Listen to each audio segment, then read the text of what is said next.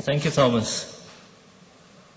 As most of you can see, I'm Indian and I've been living in Denmark for the last 3 years, and I thought it would be nice if I could just share my experience there and see to sort of bring about the difference that I see between what I have seen primarily in India, where I spent most of my life, but also what I've experienced in the last 3 years in Copenhagen.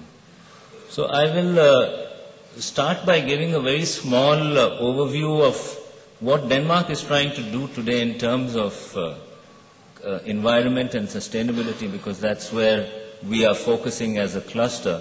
And then I will talk about how that ties down with our cluster and the activities that we try to do. So in a sense, tying down from the national level to try and implement some of the initiatives in that direction. So Denmark, like most other economies back in the 70s, was pretty much dependent on fossil fuel for its economy. But at that point of time, there was a severe oil crisis in the 70s, and the Danish people and the government decided to take a very concerted effort in trying to diversify away from oil. So that was really the starting point of Denmark becoming a more sustainable economy. And today it is considered one of the leading countries with respect to environment. In trying to achieve that today, Denmark has set some very ambitious targets for itself by 2020. And just to give you an example, by 2050, the ambition is to be completely rid of fossil fuel in all forms of energy, be it electricity, heating, transportation, or even industry. Also, what Denmark has done is it has successfully managed to decouple economic growth with energy consumption. And that is really one of its major achievements, that in the past 20 years, the GDP has grown substantially by about 20%, but the energy consumption has remained constant. And if everything is going on well, then what is the need to have a cluster, Copenhagen Clean Tech Cluster, when things are going well and we are continue to create innovation in clean tech? But of course, they realize that that is not going to last unless you create a platform which continuously allows for innovation and interaction between the private, public, and research institutions.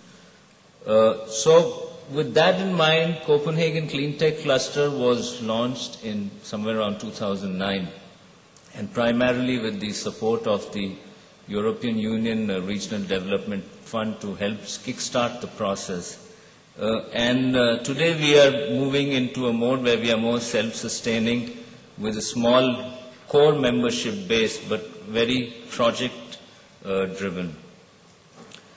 Some of our activities which I have mentioned here in this, they are basically 4 principal activities that we focus on.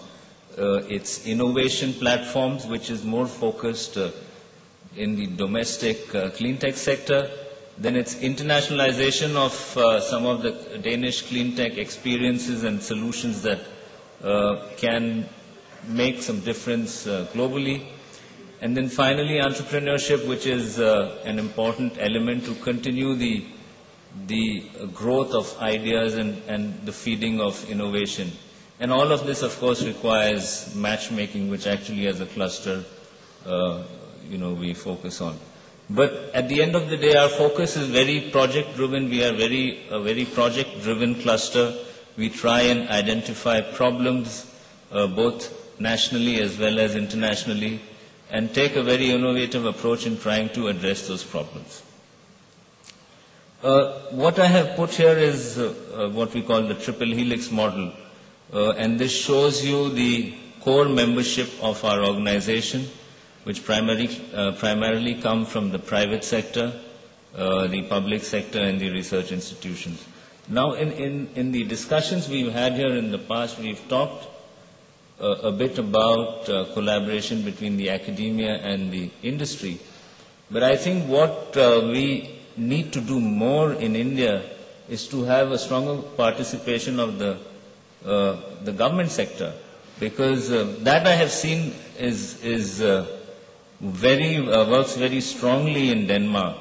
It could be that, of course, Denmark is a much smaller country with a population of about 5.5 million people, which, of course, doesn't compare compared to the size here in India. But I think it's a very good starting point to engage the government sector also in trying to create innovation. As I mentioned earlier, our organization basically has funding from two sources. So the members you saw in the earlier slide, they form the core membership or the core funding of our cluster. But most of the funding comes from the projects that we run. So if you look at this slide, the one in blue is basically the projects that we are doing nationally, and the one in yellow or brown, as it appears, are the ones that we run international projects. And if you can see, the split is, let's say, about 60-40 in this case. And just about 5.4 million kroners is the funding that we receive from the core memberships. So what the message is that our organization is driven primarily by identifying projects and trying to execute some of these projects. We, of course, are a non-commercial organization, so we don't actually participate in the projects, but we facilitate the process of execution.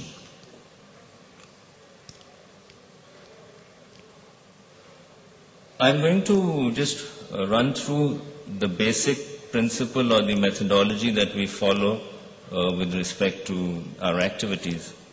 We basically start by having an idea phase where we identify a particular problem, whether in the national scenario or internationally.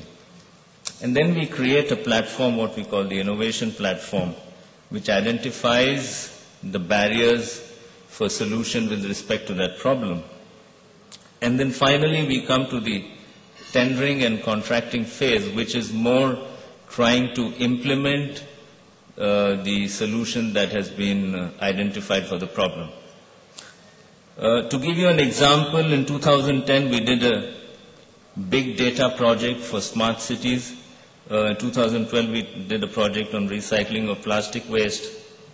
And then in 2013 we are currently running a project on building and construction waste.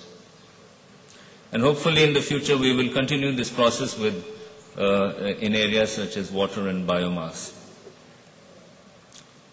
Just to give you an example about the big data infrastructure tender that I mentioned earlier, as you will be aware, there's a lot of information available today, especially with the municipalities, with the public authorities, and even with the private sector and research institutions. In Copenhagen Clean Tech Cluster, we identified that this is a great opportunity because information is, of course, a valuable resource. But how can you get that information out to the innovators, let's say the app developers or the technology companies? How can they use that information and provide a solution that would make a city much smarter?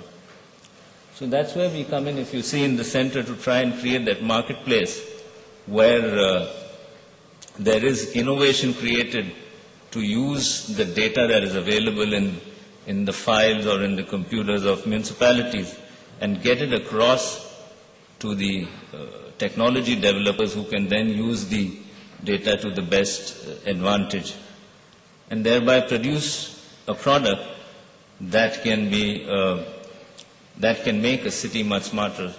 So an ambition could be to use the mobility data and develop an app that gives you real-time information about traffic conditions in the city of Copenhagen.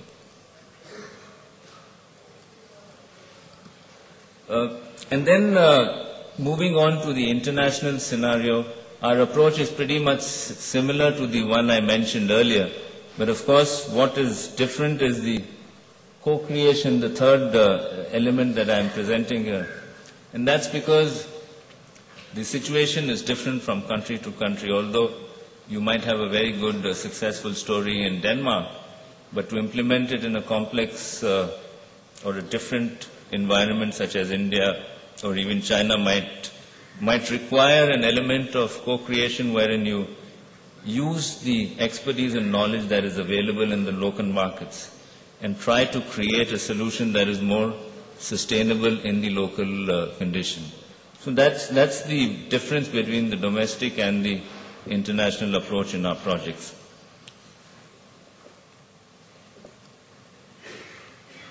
Just in 2012, we commissioned a report called the Global Clean Tech Report. And I'm mentioning this here because it will give you an insight as to what our strategy is when we want to work in. Sort of was a starting point for us to focus on markets away from Europe for our clean tech projects. And then the other trend that developed from the report was that cities are the main drivers of growth today.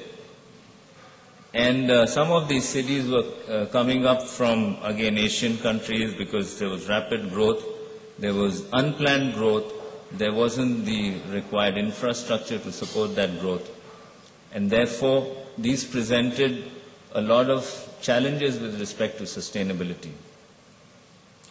And as you can see, I mean, if you are in the business of municipal water demand, and the cities that you should focus on are maybe Mumbai, Delhi, Shanghai, Guangzhou, Beijing. And as you can see, these are all from Asian economies. And these are where you will have the maximum challenges with respect to environment and sustainability. And the other thing that came out was to address some of these problems in these emerging markets. It is important to have an aggregated solution. So as Christoph mentioned in his presentation, a lot of the innovation happens across sectors. And that's the ambition we were trying to achieve in our cluster, to try and bring members from different sectors and create innovation to provide a particular solution. Okay, this is a live concrete example of one such project that we are working on. Then this is, as you can recognize, in Mumbai. I don't know if you have heard of the Methi River, which flows basically through the heart of the city. And it starts from the Vihar Lake and ends up in the Arabian Sea. It's about 18 kilometers in length and is governed by two authorities. One is the Mumbai municipality, and then second is the MMRDA. Now this is how the river looks at its origin, which is at Vihar Lake, and it's quite nice. It used to be a picnic spot. When we were children, we used to go there in the monsoon season and have a lot of fun. But just a few kilometers downstream, this is the condition of the river. And this is not something unusual in India, or at least in some of these developing countries. You see a lot of these water bodies being continuously abused. So as far as Copenhagen Clean Tech Cluster was concerned, this seemed like an ideal opportunity to try and work on this problem and probably make a difference. And I'll show you the slides. This is these are what the problems associated with the river are today. And it's actually very complex because it starts by pollution and encroachment, but there are various factors that go into these. And our ambition was to provide a holistic solution where we engage with the private, public, and the institutions such as IIT and NEERI and Pollution Control Board in Bombay, along with the private sector, to try and address the problem by providing a holistic solution. In 2005, I should just go back a bit. In 2005, there was a day when Mumbai received 40% of its annual rainfall in just one day. And that coincided with the highest high tide of the year. And the result was astronomical. There was about $100 million financial loss just in one day. 700 people lost their lives. So it was actually a black day in the history of the city of Mumbai. And because of that, there was a lot of attention and need to try and solve this problem. So what we as Copenhagen Clean Tech Cluster did was we brought together a consortium, a Danish consortium that could address all these issues at a holistic level. What we had experienced was that in the past, the authorities, they tried to implement solutions on a one-off or isolated basis. So what happened many a time that these solutions actually acted as barriers or bottlenecks for other solutions. So the holistic approach we felt was probably the best way to try and solve the problem.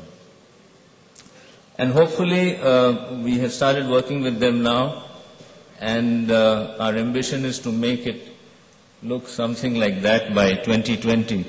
And that's actually a picture in Singapore of the Bishan Park.